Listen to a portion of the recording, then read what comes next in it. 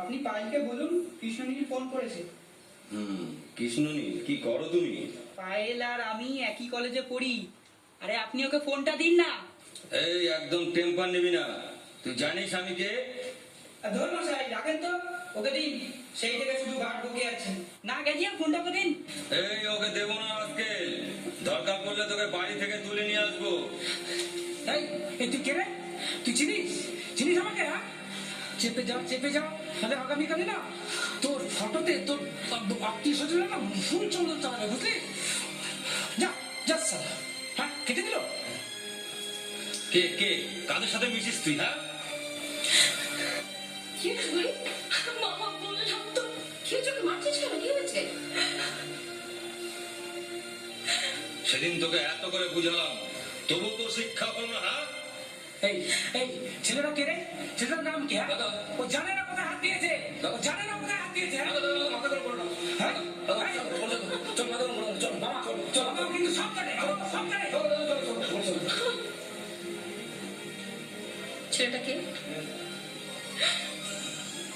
মা, ও শুধু আমার বন্ধু। তুমি বিশ্বাস করো না, কিচ্ছু না। বন্ধু? নিজেকে খুব চালাক ভাবিস, তাই না? একদিন তুই পস্তাবি, সেদিন তোর আমাদের কথা মনে পড়বে। মা, চুপ কর, একদম আমাকে মা বলে ডাকবি না। সেদিন তোকে এত করে বোঝালাম, তারপরে কি চাস তুই? কি চাস তোর মামার মাথায় হিট হয়ে যাক?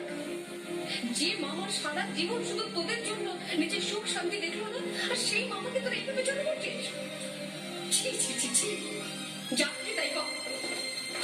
মা,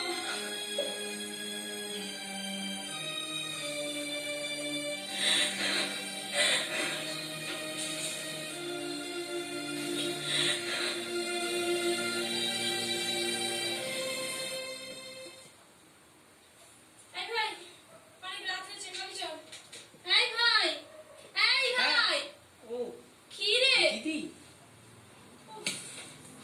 কি ভাবছিস তো? না রে কিছু না, এই সামনে পরীক্ষা তো, তাই পরীক্ষার কথাই ভাবছিলাম। পরীক্ষার কথা আপনি যে কত ভাবে তা তো আমি ভালো করেই জানি। এই ভাই, বল না রে, কার কথা ভাবছিস? বল না। উফ দিদি, বললাম তো কারো কথা ভাবছি না, কোনো কিছু ভাবছি না। বেশ তো, আমায় যদি বলতে না চাস বলিস না, তবে একটা কথা জেনে রাখিস ভাই, কাউকে ভালোবাসলে তাকে যে হারাতেও হয় সেটা কিন্তু তুই বুঝিস না। দিদি, তুইও কিন্তু একদিন পরাগদাকে ভালোবেসে বিয়ে করেছিলি। দু চোখ ভরে তুই ওকে নিয়ে অনেক স্বপ্ন দেখেছিস, সেগুলো কি তুই সব ভুলে গেছিস? বল।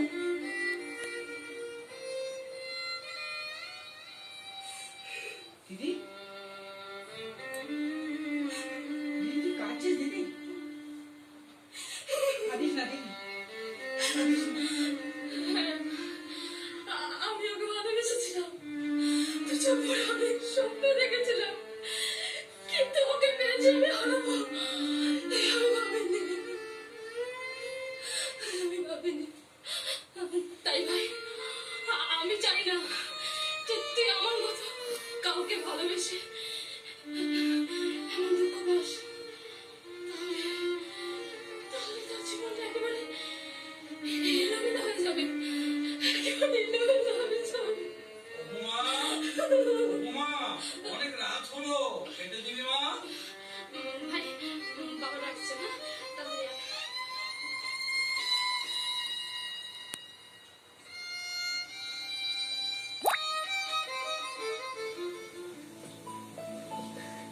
আমি অনেক ভেবে দেখলাম দিদি, পায়েলকে এখানে রাখা ঠিক হবে না, তাই তোরা বরং দিল্লিতে বর্দার ওখানে চলে যা। দিল্লিতে?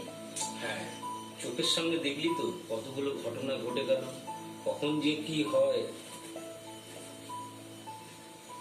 ভাগনা ভাগ্নিকে তুই যে কত ভালোবাসিস সে কি আমি জানি না? তবু তুই যখন বলছিস, দেখ তুই যে ভালো বুঝিস। হ্যাঁ, আমি কাল সকালে মাধবকে দিয়ে প্লেনের টিকিট কাটাতে পাঠাবো। আগামী পরশুই তোরা রওনা দে। পরশু? হ্যাঁ, পরীক্ষাটা হয়ে গেলে না, পরীক্ষা হওয়ার আশায় বসে থাকলে হবে না, অনেক দেরি হয়ে যাবে। এমনিতেই বয়সটা খুব খারাপ, হয়তো জল অনেক দূর গড়িয়ে যাবে। বেশ, তুই যখন বলছিস তাই যাব। আসলে কি জানিস দিদি, আমি হয়তো ছেলেটাকে ডেকে নিয়ে বকাঝকা দিতে পারতাম। আবার ভেবে দেখলাম পরকে কিছু বলার আগে নিজের ঘরটাই সাবধান করতে হয়, সামাল দিতে হয়।